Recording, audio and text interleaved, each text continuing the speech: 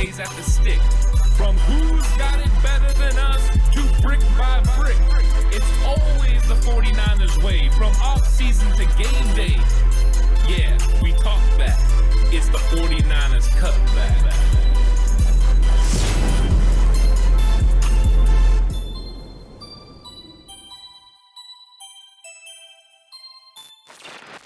It's 49ers Cutback Podcast time. Welcome to the show. Today's episode is all about the 49ers offense versus the NFC West. How do they match up? I mean, I would imagine that they match up pretty well. And Cutback Crew, you can let us know right now what you think in the comments section down below right now. And then while you're down there, don't forget to like and subscribe if you haven't already. And now I guess I can tell you how I feel about this. Look, I think the Niners offense is in a really, really good spot. Number one, it was good enough last year to get you to the NFC Championship game. It was good enough to win games down the stretch. It wasn't good enough to beat the Seattle Seahawks. But that being said, we almost pulled it off twice, despite Jimmy being hurt at the first half of the first game and playing through it and then not being able to come out in the second half and having to turn to Trey mid-game, which wasn't an easy task or feat. And then the second time around, Jimmy being injured and almost leading a game-winning drive against Seattle. Arizona, yeah, you didn't beat them either time. I would not say that the first game was much of the offense in terms of not producing so much as just turnovers by guys you don't typically see turnovers from causing issues. And the second time around, they just didn't do themselves. That was the second time around. The first time around with Trey Lance at the helm, and it was actually a very good performance from the young man coming into the NFL and just having his first start against a red-hot team in the Arizona Cardinals. Here are the things that I can say and feel really good about with the Niners offense against the rest of the NFC West, and that is weapons. You have weapons, you have pieces. It feels like a lot of the NFC West defenses outside of potentially Arizona have gotten weaker. The Seahawks, weaker. The Rams defense, weaker. Yes, you still have Jalen Ramsey. That's fine. But the pieces around Aaron Donald are not necessarily there. Yes, you added Bobby Wagner, but your front four is significantly weakened if you're the Rams. And the Niners' strength is the run game. Seattle has struggled slowing down the Niners' run game at times. They've had to overcommit. Well, guess what? You no more Bobby Wagner there to help out and do certain things. Your front four decimated. Kerry Hyder no longer there, actually back in San Francisco. And secondary, still question marks all around there. And the Arizona Cardinals, look, they've been kind of hit or miss. There's some good stuff at times from that defense, and then there's other times where it's like they're stuck in quicksand. And what have we seen from this defense? Budda Baker, Isaiah Simmons, not the answer to stop or slow down George Kittle. So you still have questions in terms of can they actually find the recipe defensively that they need to be able to limit this 49ers offense, and the 49ers offense not to limit themselves? I don't know if they can. And I think a second-year Trey Lance with all the weapons added in, an O-line that, yes, there are some question marks there, but I don't think it's necessarily a shell of itself. It's just not as solid as it was the previous year, is still going to cause nightmarish problems for the rest of the NFC West. Yeah, I think I'm going to start with the Seattle Seahawks and the fact that they are definitely getting younger. The way that they handled the draft this year means they're going back to the straight cover 3 defense that Pete Carroll prefers. I think there's going to be a little bit of change in the guard, and you're right, a lot of players are gone. Bobby Wagner, no longer there. That linebacker core is drastically different. And then also the D-line, they made some changes as well. Carlos Dunlap out, Kerry Hyder out. Big investments for the Seattle Seahawks throughout the years are no longer going to be there. They went young. They got some young guys in, but those young guys are going to have to develop. I think at this time, the 49ers offense is actually going to be, very well equipped to handle what Seattle wants to do on defense. And I think Kyle Shanahan and D'Amico Ryans as well, their understanding of what Seattle wants to do on defense is going to help Trey Lance in this offense along the way.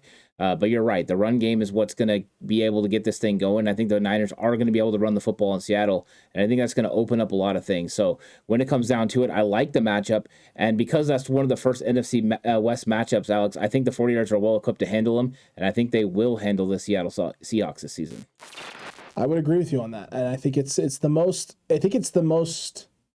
I say most easiest. It is the easiest thing to anticipate this upcoming season. The Seattle Seahawks have definitely taken a downtick, not just defensively but offensively as well, and it's going to bode well for San Francisco and give the offense potentially easy scoring opportunities, which they will capitalize on. I think they have all the tools necessary to do so. And that means positive things for San Francisco in this offense in terms of getting things going against the rest of the NFC West. Specifically, though, against Seattle, what are your thoughts and feelings on, let's shift gears and let's turn to the Arizona Cardinals, a team that started red hot, last year and actually started red hot every year under Cliff Kingsbury and then has fizzled down the stretch.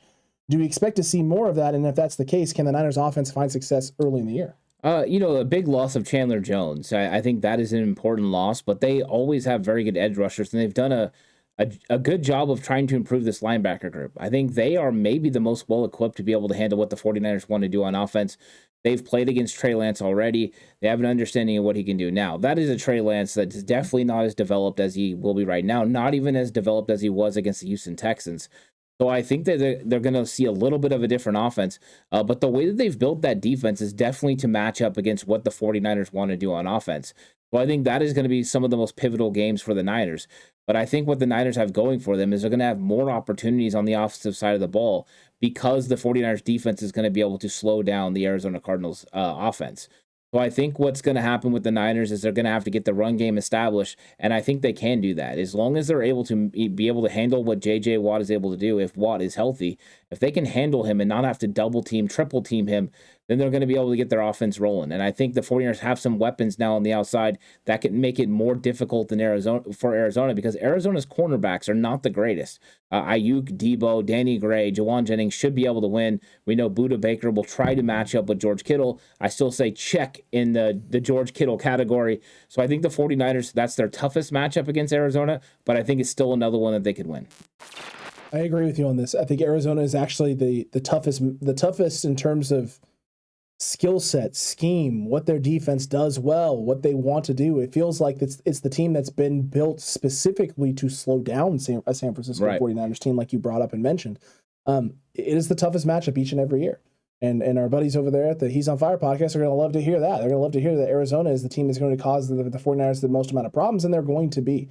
It seems like this has been the case for quite some time with both of these teams, actually. When the Niners weren't very good and the Cardinals were, the Niners gave the Cardinals fits. And when the Niners were really good there for a stretch in the Harbaugh days, when Arizona was kind of fluttering, they still gave Harbaugh and the Niners some difficulties. And now we have two teams that are hopefully ascending to their best forms, their best versions.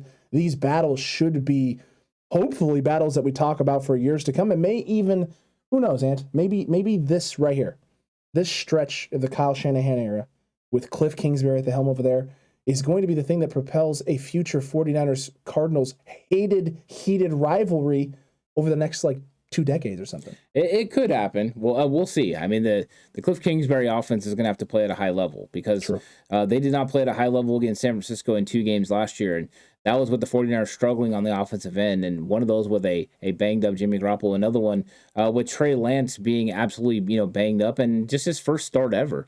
And I think that the 49ers offense is going to be able to get it going against these guys. And I like what they did and what they added. And I think those were things that counter what Arizona does well. Adding a Danny Gray is huge for this offense because he's going to be able to run really fast downfield. And that's going to influence some people.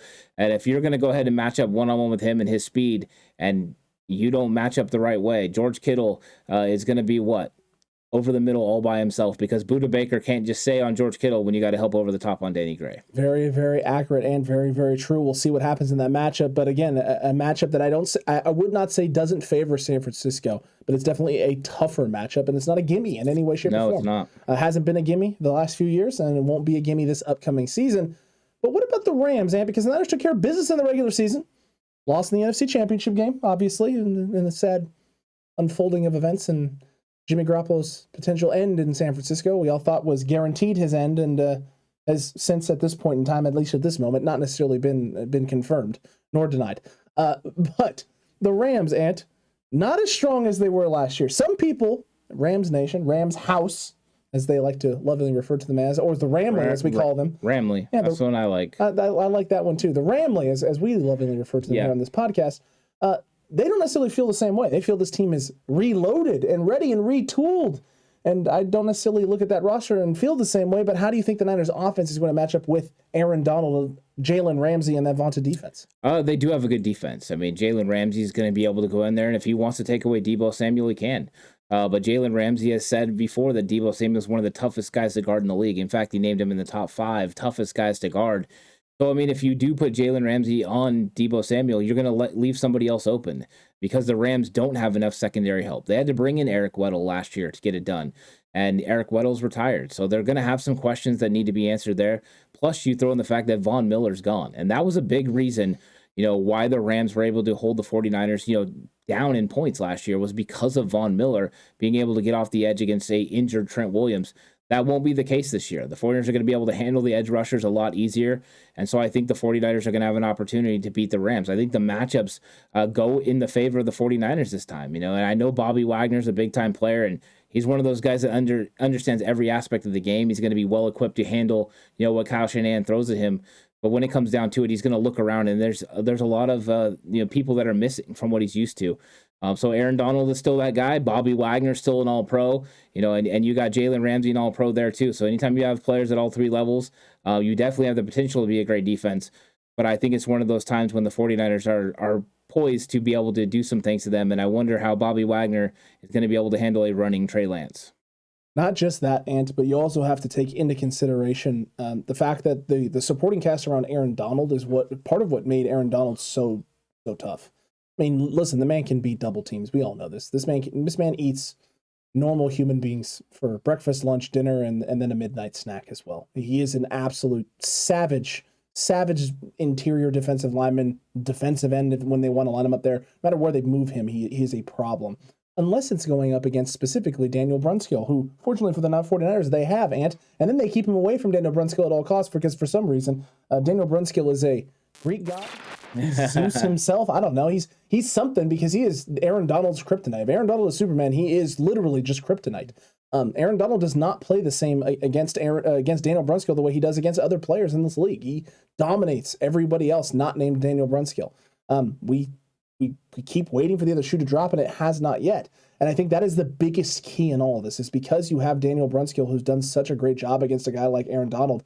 If that trend continues and we continue to see the elevation of Brunskill on the O-line, especially in that matchup, and then you're looking at a very depleted front four outside of Aaron Donald, and that could spell huge problems for Bobby Wagner, because if the Niners O-lineman, if George Kittle is able to get up free, clean to second level and make blocks, then you're asking that secondary to do something that they showed last year they're not very good at, which is coming up and tackling in space, number one, and number two, being the safety blanket for this defense. Because when they were tasked with just covering the middle of the field at times, they couldn't do it very well. Yeah. We saw Deebo Samuel torch them on a fourth down in their own 30 on I think it was Monday Night Football, if I'm not mistaken. I don't want to misspeak, but Monday Night Football, where they knew the ball was going middle of the field, had safeties in the box to cover said middle of the field, and still didn't cover said middle of the field. Yeah, I mean, it's a problem. They definitely had some holes in their defense, and I think what you can expect is Aaron Donald to line up on Aaron Banks. I think that's where he's going to be. He's going to make a living. He did that with Laken Tomlinson last year. That was a big adjustment. The problem was Von Miller was out on the outside with him, so Trent Williams was giving help or going out there. Without Von Miller there, you can do some games. You can play some games with George Kittle, Kyle Juszczyk on the outside, where they can give a quick chip, allow Trent Williams to help secure Aaron Donald, and then go outside. Also, the center can give help as well, with the supporting cast, like you mentioned, not being as strong.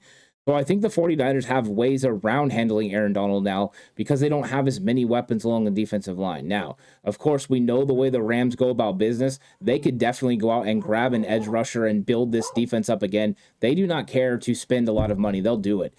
So maybe that's what'll happen, and they'll be able to bring in an edge rusher that can go ahead and help Aaron Donald. But as right now, as constituted, the 49ers can give help, and that means it somewhat limits what Aaron Donald can do against the 49ers offense. At this moment in time, and at this specific exact moment in the timeline, yes, you were correct. As of right now, it does not feel like the Rams are the biggest threat for the 49ers in the NFC West, especially for the 49ers offense. It does, in fact, feel like it's the Arizona Cardinals, which would surprise people, because I think a lot of people think Arizona and they think offense. They think high-powered offense, Ant. Yeah. They think air raid. They think throwing of the football. They think Kyler Murray running around in his little feetsies and chucking that ball deep downfield, and DeAndre Hopkins mossing people. That's what they're thinking of. They're not thinking of a stout Cardinals defense, but that may be what we're looking at in 2022. It could be, and let's see how they handle a balanced 49ers offense. True. If this offensive line gels, and that's a big if, but if they do, this 49ers offense is going to be tough for every single one of these teams to handle, just because the threat of the run is going to make these teams want to load the box, and you could do that against Jimmy Garoppolo, but can you do that against Trey Lance? You start, leaking these guys into the box and allowing Trey Lance to go down the field. If he's able to execute on some of these big plays, it's going to make everyone a little gun shy, and then they're not going to be as willing to run the lurk plays, the robber plays, and also bringing guys into the box to stop the run, and then the 49ers can really get rolling. It's as simple as that. We'll see what the Trey Lance effect is on this football team, but if he's able to execute the things that Kyle Shanahan and what we think he could do, potentially this 49ers offense could be hard to stop for all these NFC West teams. Extremely hard to stop, and that's what we want to see, a tough 49ers offense to slow down, a tough 49ers offense to predict, because that means lots of points and potentially taking pressure off your defense, which means a fresher defense and a more dangerous defense, because this is already a top 5 D as it's constituted. And if you're having an offense that's putting up points, keeping the defense fresh and off the field, especially early in the season, it could spell a whole host of problems for not just the NFC West, but the whole NFL. But Cutback Crew, let us know what you think down below in the comment section right this moment. Are we dead right on all of these, or are the Seattle Seahawks really our kryptonite? Until we beat them, we can't discount them. We want to hear from you right now. Yeah, let us know what you think about the NFC West and how the 49ers offense matches up. I'm really curious what you think. And also, if you want to support the program, head over to Patreon, give it a nice subscription, and check out the content that we have over there, from recent content to all the things from 49ers Cutback in Time to a lot of other good things, including, 20-something episodes of Big Yikes. It's some of the most exciting content and original content that you're going to find anywhere in 49ers land. Accurate. Don't miss out on it. Get over to Patreon right now or become a channel member on YouTube. You get access to some of that as well. You're not going to want to miss any of it. And until the next one, Cutback Crew and the faithful, stay safe. I remember the right way. It is always the 49ers way.